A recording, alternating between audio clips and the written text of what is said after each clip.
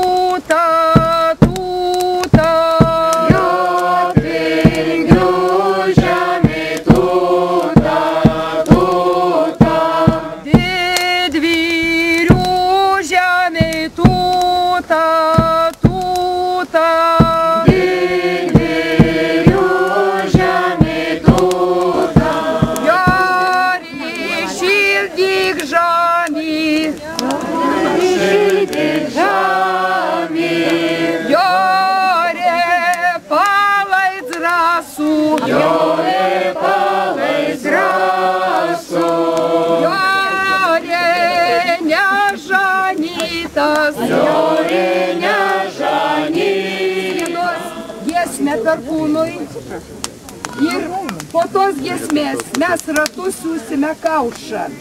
Kiekvienas norintis galės, užsveikindamas visus, galės pasakyti linkėjimus savo kaimynui, mums visiems, lietuvių tautai.